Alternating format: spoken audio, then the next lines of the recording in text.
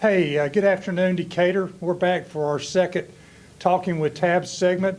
And today we're focusing on our downtown, from the vision that began to the development that we see today and to the big plans for the future. So thrilled to have my friend Rick Paylor, who serves as the president and CEO of our Downtown Redevelopment Authority. Rick, thank you for joining us. Thank you, Mayor. It's an honor to be here. And I'm not quite a CEO. I'm just a lowly executive director. But I like the CEO thing. That sounds good. I tried to give you all that I could give you there. Well, I'll take it. So let me share a few things as it relates to our community. Cases as it relates to COVID continue to go up in Decatur. Please wear your mask, social distance, and make smart decisions as we move into the holiday season. This is so crucial to the well-being of our neighbors and successes of our local businesses and business owners. With Black Friday just around the corner, let's remember to shop local. This means your tax dollars stay right here at home and are being put to good use to serve our schools, repair our roads, and help our communities, our community. And remember that you can sign up for our newsletter by texting Decatur to 42828. That's 42828. Now, a little bit about the Decatur Downtown Redevelopment Authority. Rick, why don't you share a little bit about the mission and purpose? And I know that just through being in Rotary with you, there's a lot of partnerships that happen, things of that nature.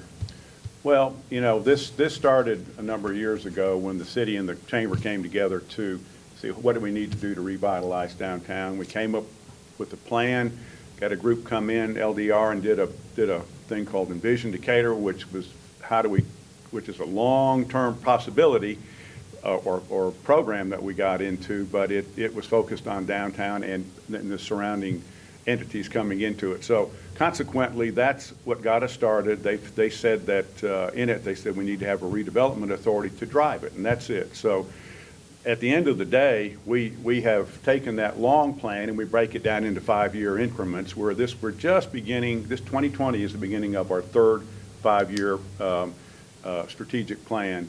And this is the first one, which is interesting enough, that we really had some validation to. We've in the past we've had focus groups come on, but this one came about right after the One Decatur plan, and we took those areas that came out of One Decatur that were focused on downtown, and it gave us a lot of the things were a number of things that we'd already would have planned for and have in our long range plans. But this, there were added a few more things, and it gave us some validation to let us know that we're moving in the right direction. So consequently, that's where we are. And honestly, our job is really, we've got these plans, but to keep it focused, because as the mayor said, we are just one of many, many, many partners. We wouldn't be able to get anywhere near of what we do would it not be for the engagement of our partners in this. And it can be anything from the city, the county on top, and then the Parks and Rec from that side of it. We've got partners in foundations, in the major corporations and individuals. And then there's a number of groups out there that come together and they see something that they want to focus on in the downtown as part of our plan. A lot of times we'll let them go with it, but we'll help facilitate it. So right now, when we first got started, we felt like the best thing for us to do is that we're going to lay out a canvas for people for the redevelopment of downtown, and give us any opportunities that we can. We would hope to get to a point where we would reach critical mass, and instead of being down on our knees wanting to ask people to come and invest, that we start to say, okay, look, they're knocking on our doors pretty heavily. Well, they're knocking on our doors very heavily right now. We're seeing so much more, even under the strange circumstances of 2020 and the COVID situation and the lockdowns and all of that. We're seeing the most we've ever seen in activity toward development and serious capital investment in the downtown.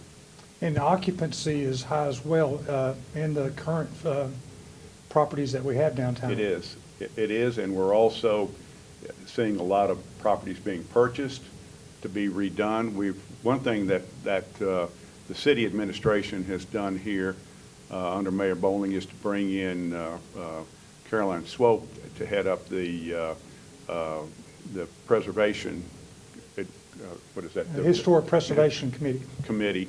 And it's phenomenal, because that's one thing that nobody else in this state really has.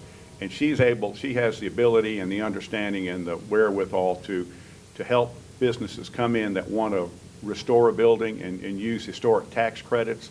And she has been able to get those in place that have honestly made some projects go that would have never gone. There's a major project on Bank Street that's going to come into play, and the looks of it it's upwards of, if you've got both federal and state, you've got 45 cents on the dollar.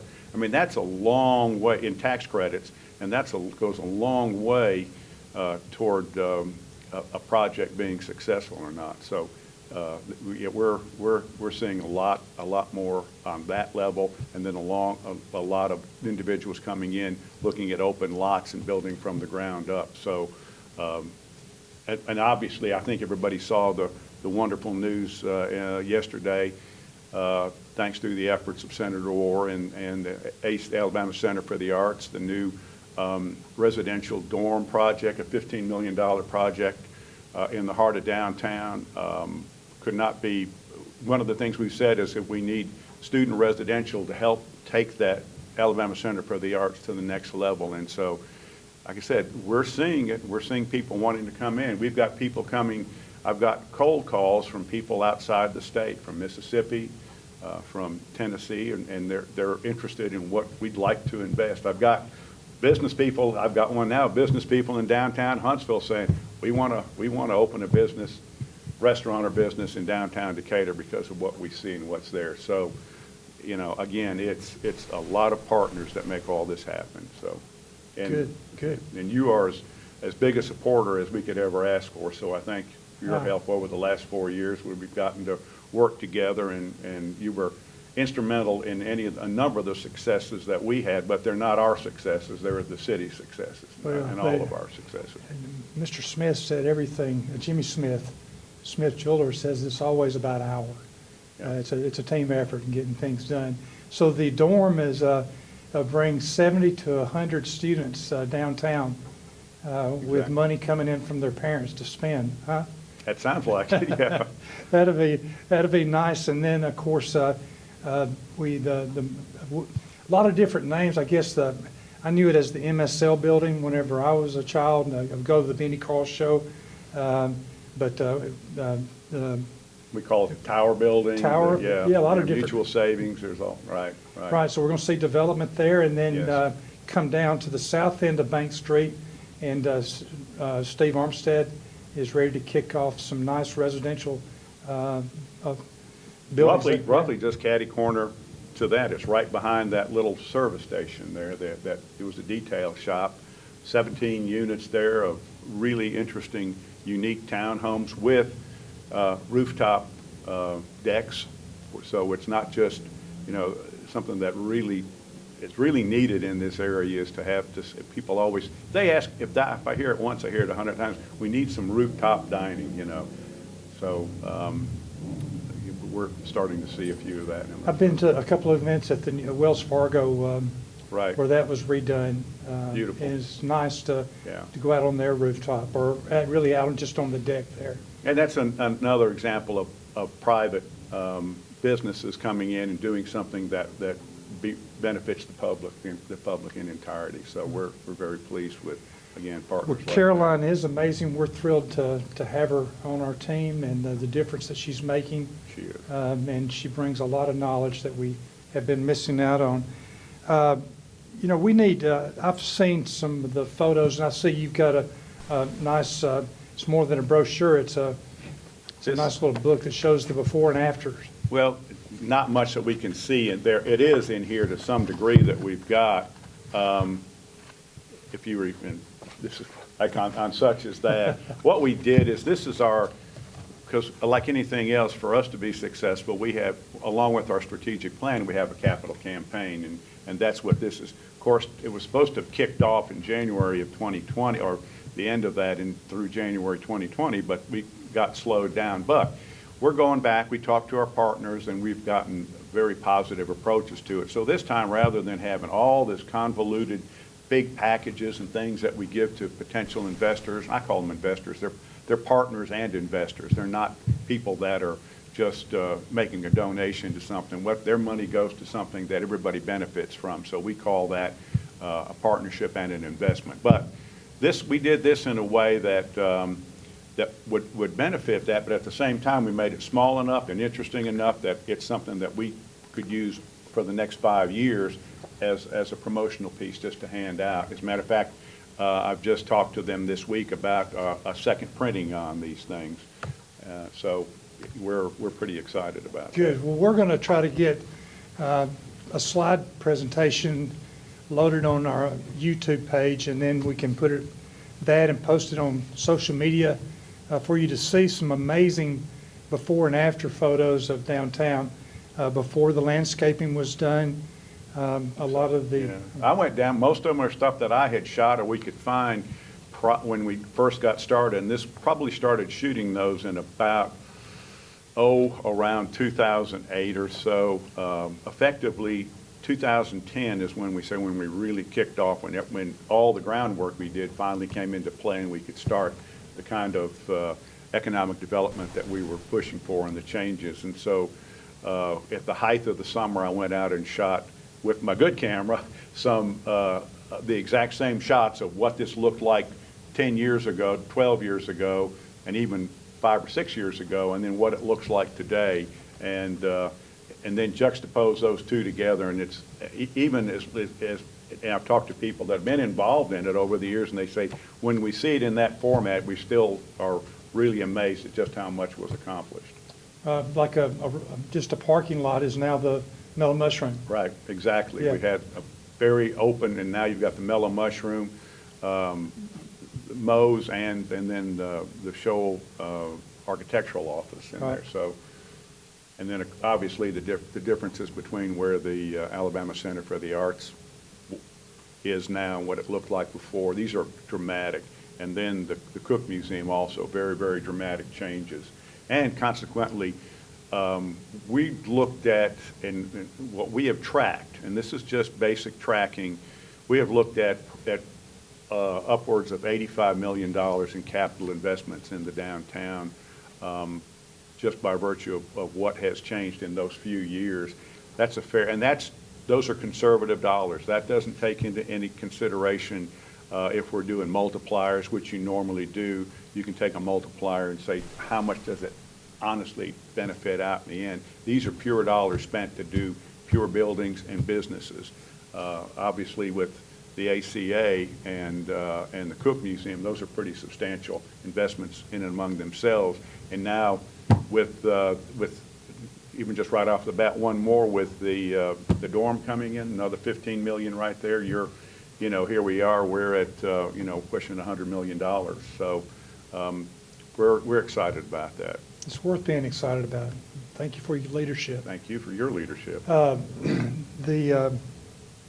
goodness, I've lost my train of thought. Tell us a little bit about your website. I know you have a new interactive map on there that our viewers might enjoy. Well, when we did this, put together this program right here for our capital campaign and our strategic plan, at the same time we really updated our website to bring it into a new level. We've always wanted to do a map for downtown. Where are the businesses? Where do you shop? All of those type of things. But we've always felt like the ones that you see, the old standards, are done on paper, and you get it and they look great and there's nothing wrong with them, except in 6 months a lot of it becomes obsolete. You've got new businesses come in, and unfortunately some businesses may go out. So it's not up to date. So we got with Red Sage, who does part of our work on this. We work both with Red Sage and McComm Group locally for all of the work that we do in the way of marketing and graphics and all along those lines, and they're both phenomenal. But we came up with an interactive map. And if you go on our website, and it really is great on your computer at home, you pull it up, it lets you, it shows you, we can do upwards of 500 points in the downtown. And as it is interactive. You can go in on it, you can zoom in, you can scroll across and move all through the downtown. It's in three-dimensional. It shows all the buildings and everything on it. And then on one side, if you want to pick something like where the parking lots and it's public parking, you click on that and all the public parking flags pop up, whatever that icon is. The same way for shopping, the same way for restaurants. We did areas of public interest that would be attractions. So the Cook Museum comes up. We do one for all the parks, the parks that are in the downtown. We have one for the Turtle Trail, and right now we're working on one for events, and we're going to be putting one in, adding to it for leasing, residential leasing in the downtown area. So we can honestly do everything that we want to. We can keep it in a very short term, like during the holiday season, we've got events coming up, where they're going to be located. We can highlight those on there. Anybody that comes in, we can do it. It's on our site. It's on the city's website. We partnered, I got to thank other people. We partnered with tourism on this. Danielle was kind enough to help split the cost on this particular thing, but obviously it benefits tourism as much as it does for what we're trying to accomplish. But, so we've got it on those sites there, but also we're working on having a touch screen at the Cook Museum for it, because it is so comprehensive and interactive that there's some areas around there. Once you got somebody comes into town, goes to Cook Museum, they want to know what's going on. It's a perfect vehicle for it. So in the fairly near future, we'll have that set up over there. So and you can print off of it, and again, it's live, so we can adjust it at the drop of a hat, and so it stays contemporary. You know, we have 4 museums that I can think of downtown, with the Old State Bank, the train depot, archives, and then the museum, that bring in a lot of guests to our city. And the Carnegie. Oh, excuse me. Carnegie. Yeah, 5. Yeah, there's more than you think. Yeah. I know. I just let that one slip by. Well, that's great. Well, now, I don't want to put you on the spot. Yeah. Not like you had before. No, just kidding. Well, anything that you want to share about the future that we can look forward to? Well, what we're seeing is, and we've alluded to it to some degree, but there is a great deal of, and it's changing. The big component that we've always felt is residential in the city center. Residential is critical. It's critical to growth, and they'll tell you that. We've done our homework when we've gone to places, and they say what they see the changes is the residential brings the retail, and today's contemporary society, that's what the younger generation wants. They want to be able to live and walk to live by where they work, walk by where they work, be able to walk to go to restaurants, enjoy the entertainment in the evening, whatever they need to do, they want to be able to do that. So consequently, the residential in the city center is a big component of that. And we've got 2 major developers that are looking, they're just at the tire kicking stage, let me put it that way. So and these are from out of town. These aren't local people. They've seen and they understand, they see that there's value in Decatur. And I'm talking about even out of state, when somebody calls and says, we kind of would like to do something in Decatur. And these are residential. So we're in discussions with them just very preliminarily. Then we've got some that already have plans that are getting ready that are going through review right now to kick off the residential components that we just talked about here in the Bank Street area. And we're excited about those because we've got a lot has happened on the 2nd Avenue area, and we've got that critical mass in there, but we need a little kickstart over in the Bank Street area, and we're beginning to see that now. So we're getting that balance. We want to be able eventually that those two, that it's a seamless walk from one to the other. We don't want those neighborhoods to lose their identity, because that's what makes it unique. You've got a great Bank Street area, you've got a great Second Avenue, but we want people to be able to feel like they can walk from one to the other. So some of the transitional aspects of Lee Street would come into play with that. So again, and then again, here's the residence hall, the student housing for the Alabama Center for the Arts. Again, that helps push that along. We've got some active groups. We've had situations where we have a little program we want to do, and then somebody grabs a hold of it, and we let them do it.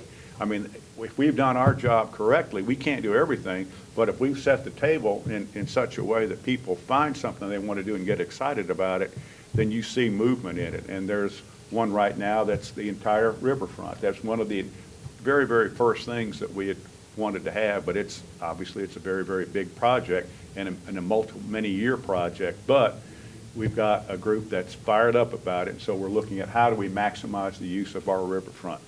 Other places don't have what we've got in that regard. That's one thing that Decatur's lucky about the downtown. We've got a really beautiful riverfront, so that's coming into play. Of course, we know the Sixth Avenue initiative has been very strong. The mayor's been a strong proponent of that. If we want people to understand our city, it's not just downtown, but it's the gateway. This is the doorway, our front door to the city of Decatur and our downtown, and it needs to be looking its best. And so consequently, there's a strong initiative. We've supported it. We've financially put into the program along with the city and the county to have this study and plan done for that Sixth Avenue area from the bridge to Delano Park. We feel that's a good, strong, and then what can go beyond that can certainly come off of a benchmark for this. So that's another thing that has a lot of momentum. So it's not just us; it's many, many partners on those.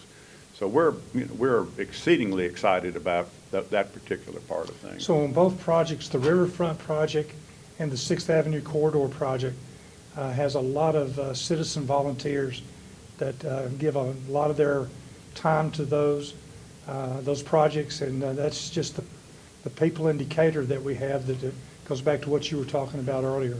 And the thing about that is that you're exactly right, but you guess who those volunteers are? Those are people that work, and they're out there, and they have jobs, and they've got other things to do, but they're taking their expertise and bringing it to the public good. So they're certainly not being selfish at all, and that's when you see, and that's what excites me about it.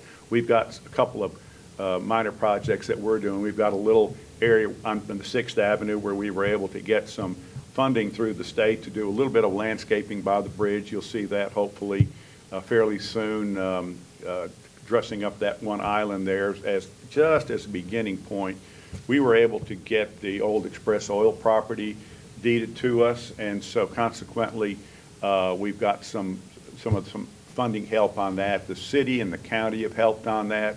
The county came in, the city came in, took down the building. We had a private entity come in and take up the concrete. We've had, that was Fight Construction.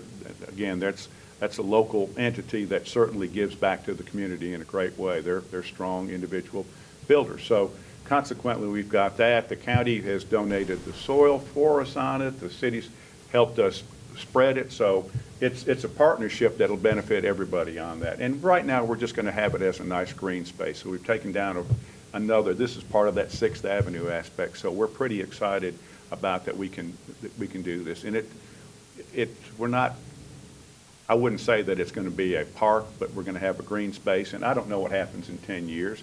If somebody decides that it could be better used as an economic driver, fine. But right now, it's going to look very, very nice, and it'll certainly be an exceptional addition to the visual line of Sixth Avenue in our downtown. Rick, look, thank you so much for your leadership, as I said earlier, your friendship, and thank you for joining us today and all that you do in making our downtown look so much better. Thank you. And have a lot to look forward to. And to our viewers, thank you for joining us. Hope you will come and we'll have a COVID-19 update Monday at 10 o'clock, and then This time, which is our second 3 o'clock meeting, will occur on in December the 4th, on December the 4th at 3 p.m. And certainly hope that you'll join us again. Thank you and have a safe and enjoyable weekend.